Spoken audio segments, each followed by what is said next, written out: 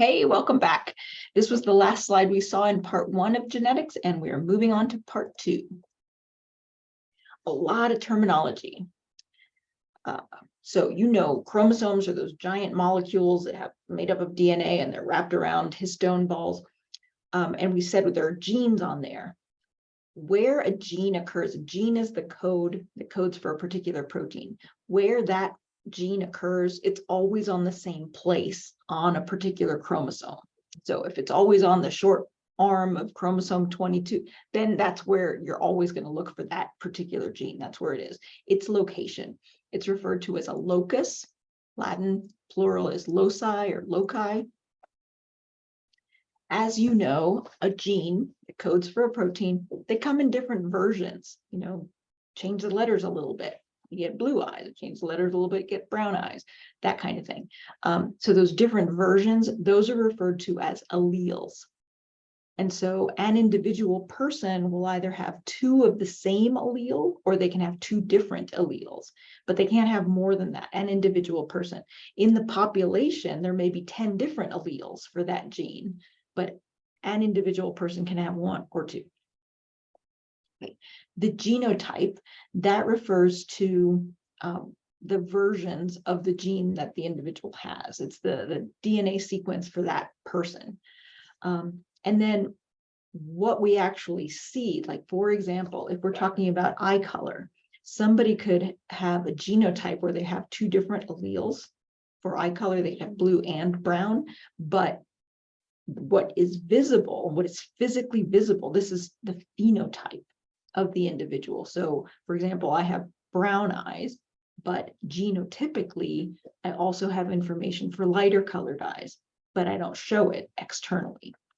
So the genotype is kind of the hidden stuff, the information, the down dirty molecular level information, and the phenotype is what is expressed. So referring to the genotype, there are a couple of terms. So if an individual has 2 of the same allele, so 2 blue-eyed alleles or 2 brown-eyed alleles, that individual is said to be homozygous. Where this term comes from, zygous, as it's zygote, where the egg and the sperm came together. Homo, meaning the same. This is from Greek, meaning the same. So 2 of the same allele.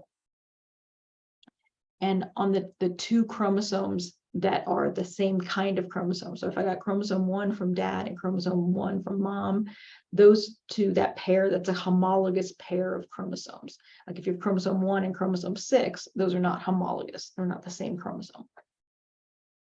All right, so then on an individual who has 2 different alleles, they got 1 allele from mom, 1 version of the gene from mom, and a different version from dad, that's referred to as heterozygous. Again, zygous from zygote, and hetero meaning different, 1 of each. Variations of this gene. As we've already mentioned, if there's a mistake, if there's been a change in the sequence of letters of the gene, this is called a mutation. The typical version it's an old-fashioned term, the wild type. It just means typical. What's the most common one? And so this change in the gene sequence may change what we see physically in the individual. So here, this content is covered on these pages and in the additional resources videos over in Canvas. More about mutations. Remember, the chromosome is big, and there are sections that code for proteins, but then there are sections kind of in between those genes.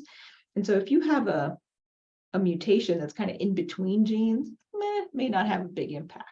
But if there's a mutation in the coding region or near it, it can have some consequences on how easily this gene is accessed to express. That can affect not just the genotype, but also what we physically see. And some of the most common kinds of mutations. So point mutation means there's a single letter that's been changed. Remember when we were looking at that table of codons and we said, hey, you have UAU and UAA, like if these different codes, they mean the same thing. They all mean bring me a tyrosine or bring me a serine, this amino acid. So if it's a change like that, it changes the genotype. But if there's no change in the phenotype because you brought exactly the same amino acid that you were calling for before, there's no change. This is referred to as a silent mutation. Yeah, you made a change, but you said it's same.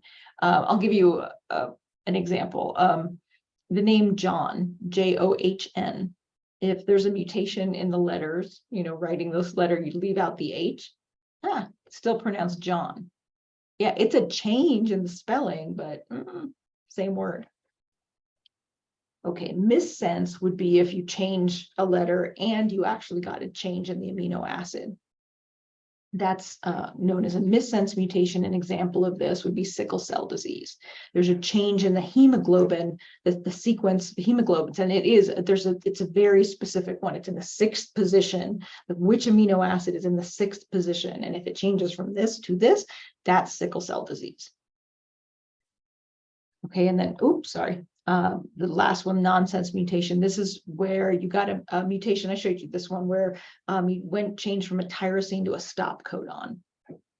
And that just truncates the protein.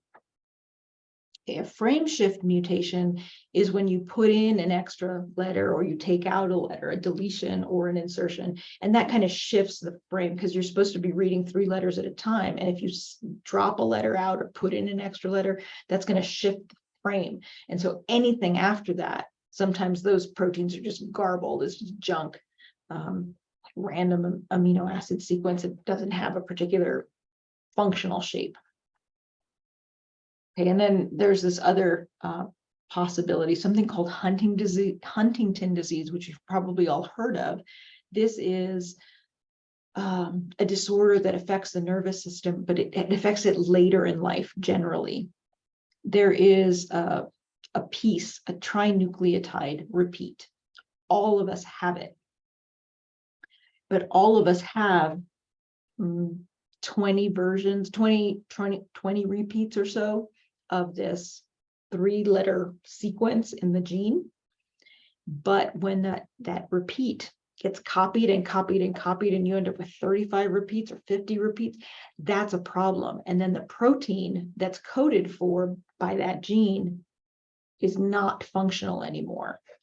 That is how Huntington's disease works, and it's not the only trinucleotide repeat disorder. All right, so here it's a pedigree. Let me show you. So pedigree is showing you the matings and the offspring. Circles represent females, squares represent males. In this particular table, the darker the color, the individual has the disease. That's not always the case, but in a few of these, it's going to be this. So the darker red, that is a female who has the disorder. This is a male who does not have the disorder. The slash through them means these are deceased. All right, so these individuals, mom had Huntington's disease. Age of onset, that's what the A is. She started being affected in adulthood at the age of 39. When we looked at the genetic sequence, she had 50 repeats instead of 35 or less. About half of her kids inherited this from her. These two with the darker colors inherited it. Notice this, as it gets passed down in families, the situation becomes more and more severe. Notice how the repeat number is higher and the age of onset is younger. And that's the general pattern with Huntington's disease as it's passed down, is the repeats get worse and the age of onset gets earlier. Okay, this is covered on these pages. You've probably heard of Mendel, old monk, worked with pea plants, but a lot of his Mendelian genetic, the principles that he worked out in the pea plants, oh my gosh, so many of the inheritance patterns of so many of the genetic disorders that we're interested in follow Mendelian patterns. And these are all of the genes that occur on those first 22 chromosomes, chromosomes 1 through 22, the autosomes. They just follow exactly the same kind of inheritance pattern that we see with the pea plants.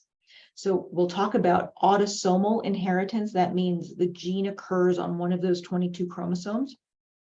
The two possibilities that we'll talk about are when the disease gene is dominant. That means that when you have somebody who's heterozygous, they have one dominant allele and one recessive allele, you see the dominant allele. In other words, you only need one copy of the defective gene, and that individual has the disease. So one variant gene is enough to have the altered phenotype. In other words, the heterozygotes show the disorder, and males and females are equally likely to be affected by this. We usually see a relatively high number of affected, so about half of the individuals show the disorder. In contrast, the autosomal recessive, it's still occurring on one of the first 22 chromosomes, but in this case, the defective gene, you can have that defective gene, but as long as you have one working copy, that's going to be enough to get you through. In this case, in order for the individual to show the disease, both copies have to be knocked out. You have to be not able to make that protein correctly. So let me say it this way. When you have an autosomal dominant disorder, the defective protein is the problem. It's creating the problem. When you have an autosomal recessive disorder, the recessive protein, it's not pulling its weight. It's maybe not doing enough, like it's not doing its job well enough. But as long as you have a working copy of the gene, you can make enough of the protein that you're needing to get by. Okay, and that's the big difference between autosomal dominant and autosomal recessive, is if the defective gene is creating the problem, then that's a dominant disorder. If the defective gene is just not doing its job right, that's a recessive disorder. And you can't know that in advance. You have to be told, is this disorder a dominant disorder or a recessive disorder? But I don't know, as a student, I found that very difficult to understand what dominance and recessiveness meant. Like I pictured like the genes fighting with each other, which was ridiculous. It just means, does the gene, does the defective protein create the problem, or is it just not doing its job? Okay, family history. So if once a mutation is in an individual, in the egg or the sperm of the individual, it gets passed on. However, mutations can arise spontaneously, which is sometimes why we see all of a sudden, this disorder just popped up in the family because there was a mutation. And you'll sometimes see this in cases like Marfan syndrome, deafness, some heritable conditions that increase the likelihood of developing cancer. You see this in dwarfism. You can have two average-sized parents suddenly have a child with dwarfism. That is a spontaneous mutation. Okay, on these pages and additional resource videos. Okay, here's a autosomal dominant disorder. All right, so in this case, can you tell if it's the male or the female that has the disorder? Remember what we said here, the darker the color, that's going to be the individual that's affected. So in this case, the male is affected. It's dominant, right? So he has one copy of it. He's going to pass on the defective copy, and he's going to pass on the non-defective copy to some of the offspring. And so roughly half of the kids are going to have the disorder. And that's why, but about half of his kids are showing this darker color. Again, equally frequent in males and females, because we're talking about autosomes. It's not related to the X or Y chromosome. And then again, you look at these kids, so that clearly this pairing, they don't have the disorder, so none of their kids have the disorder. However, in these pairings, one of the parents has the disorder, about half the kids inherit it. Same over here. One of the parents has the disorder, about half the kids inherit it. When we're talking about autosomal dominant, it's just a general pattern like this. Then with autosomal recessive disorders, remember what we said? With autosomal recessive, somebody can have the defective gene, but not show that disorder, not have the phenotype. They have the genetic information for the disease. They're carriers. That's the term that's used for this. So that's what's shown by this intermediate color. And then when somebody inherits 2 copies of the defective allele and they can't make the protein right at all, then they have the disorder. So these 2 parents are heterozygous. When they crossed, some of their offspring inherit the bad gene, the defective gene from both parents, and then that kid's going to have the disorder. This kid inherited neither of the defective alleles, so they don't have the disorder at all. And all the other possibilities, you know. Okay, so this, we're talking about phenylketonuria, PKU. Yeah, so the big important thing about this, the difference between autosomal recessive inheritance and autosomal dominant inheritance is heterozygotes, that is one that has a recessive allele and one that has a dominant allele. The heterozygotes here are just carriers. They do not have the disorder, but they can carry it to the next generation. That's what that term refers to. You have the genetic information, but you yourself don't have the disease, but you can pass it along. All right, Punnett squares. There's a bunch of different crosses. I'm not going to go through all the genetics with you. There are a number of videos on our page that show the different crosses. So if you're more comfortable doing it as a Punnett square like this, where it separates, like here's the carrier parent heterozygote, and here is homozygous dominant parent. We're looking at autosomal recessive patterns here, and you can see the different inheritance patterns. If you have questions about this, by all means, post something in the Q&A board and I will be happy to answer it. But I think you can work through these problems. Now we get to the really complicated stuff. Remember, we said the autosomes, the first 22 chromosomes, easy peasy. It's very straightforward, you know, just you just see which letters cross, you get it. When we get to the X-linked inheritance, man, it's like all bets were off. This is referred to as non-Mendelian genetics because it doesn't follow the same pattern that Mendel's pea plants followed. And what the difference is here is that the gene that we're interested in, it occurs on the X chromosome. And the Y chromosome doesn't have that gene on it. And so the big difference is that females, to have the disorder, to have let me look over here, the recessive disorder, in order for the female to show the disorder, she has to have 2 copies of it, like we would see in the autosomal recessive disorders. But the male, he only has to have 1 defective X chromosome because his Y chromosome isn't going to help out, because the Y chromosome doesn't have the information. Let's see. Do I want to go? Yeah. So I'll talk about it a little bit more. Why the difference? I don't have an image to show you here, but trust me on this. The X chromosome is relatively large. It's almost as big as that first chromosome that we talk about, chromosome 1, the really big one. It's big. The X chromosome is big. The Y chromosome is not only shaped differently, but it's tiny. And so it's missing like all this information that the X chromosome has. And so it's like, for the males, it's like they have only 1 shot at having the correct information. There's 1 place where they have to carry that gene. And on the Y chromosome, there's no hope. That gene is missing from the Y chromosome because the Y chromosome is tiny. And so they really only have 1 shot at getting the correct instructions. And so if they get the defective instructions on that X chromosome, sorry, they don't know how to make that protein properly. And examples of things that are carried like this are things like hemophilia, Duchenne's muscular dystrophy, color blindness is another one. It's not that females can't be colorblind.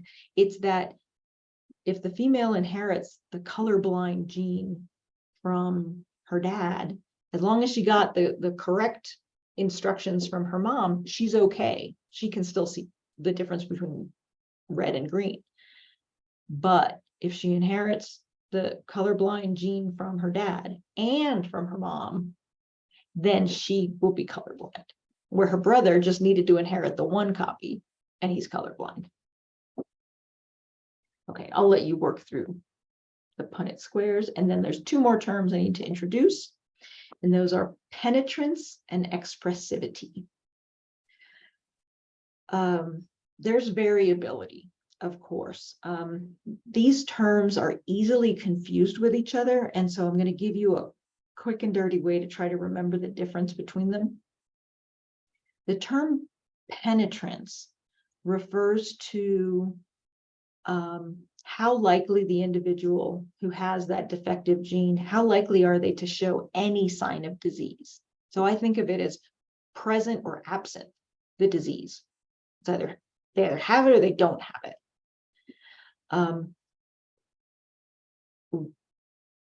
What's more common is they have the disease, but the severity of the disease may vary. And so that would be a disease that's 100% penetrant. If they have the defective allele, they're going to definitely make this protein wrong. But for some people, it's really debilitating. And for other people, that defective protein, they can get by.